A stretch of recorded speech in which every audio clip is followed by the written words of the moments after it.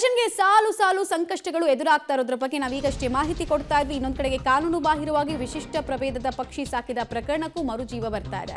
ಯಾರೇ ಕಾನೂನು ಬಾಹಿರ ಕೃತ್ಯ ಮಾಡಿದ್ರೂ ಕೂಡ ಕ್ರಮ ಆಗುತ್ತೆ ಅಂತ ಅರಣ್ಯ ಸಚಿವ ಈಶ್ವರ್ ಖಂಡ್ರೆ ಅವರು ಅಭಿಪ್ರಾಯವನ್ನ ವ್ಯಕ್ತಪಡಿಸ್ತಾ ಇದ್ದಾರೆ ಬೀದರ್ನಲ್ಲಿ ಅನ್ನೋದು ತಿಳಿದು ಬರ್ತಾ ಇದೆ. ಅರಣ್ಯಾಧಿಕಾರಿಗಳು ತನಿಖೆಯನ್ನ ಮಾಡ್ತಾ ಇದ್ದಾರೆ ಅಂತ ಕೂಡ ಹಳೆ ಪ್ರಕರಣಕ್ಕೆ ಸಂಬಂಧಪಟ್ಟಂತೆ ರಿಯಾಕ್ಷನ್ ಕೊಟ್ಟಿದ್ದಾರೆ. ತಪ್ಪಿತಸ್ಥ ಅಂತ ಆತನೇನಾದ್ರೂ ಕಂಡು ಬಂದ್ರೆ ಚಾರ್ಜ್ ಶೀಟ್ ಅನ್ನ ಹಾಕ್ತಾರೆ. ಯಾರನ್ನೂ ರಕ್ಷಿಸುವ ಪ್ರಮೇಯವೇ ಇಲ್ಲ ಅನ್ನೋದು ಈಶ್ವರ್ ಖಂಡ್ರೆ ಅವರ ರಿಯಾಕ್ಷನ್. ಕಾನೂನು ಬಾಹಿರ ಕೃತ್ಯ ಮಾಡಿದ್ರು ಅವ್ರ ಮೇಲೆ ಕಾನೂನು ಪ್ರಕಾರ ಕ್ರಮ ಆಗ್ತದೆ. ಅರಣ್ಯ ಇಲಾಖೆಯವರು ಇಂಥ ಅನೇಕ ಪ್ರಕರಣಗಳ ತನಿಖೆ ಮಾಡ್ತಾ ಇದ್ದಾರೆ. ತನಿಖೆಯಲ್ಲಿ ಯಾರು ತಪ್ಪಿತಸ್ಥರು ಅಂತೇಳಿ ಕಂಡು ಬರ್ತದೆ ಅಂಥವ್ರ ಮೇಲೆ ಚಾರ್ಜ್ ಶೀಟ್ ಹಾಕ್ತಾರೆ.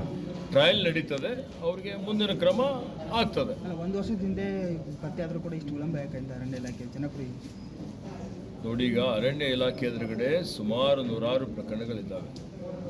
ಇವತ್ತು ಕೋರ್ಟಲ್ಲಿ, ಹೈಕೋರ್ಟಲ್ಲಿ, ಸುಪ್ರೀಂ ಕೋರ್ಟಲ್ಲಿ ಅನೇಕ ಪ್ರಕರಣಗಳು ನಡೀತಾ ಇದ್ದಾವೆ.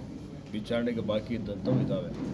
ಹೀಗಾಗಿ ಹಂತ ಹಂತದಲ್ಲಿ ತನಿಖೆ ನಡೀತದೆ. ತನಿಖಾ ವರದಿ ಪ್ರಕಾರ ಕ್ರಮ ಆಗ್ತದೆ.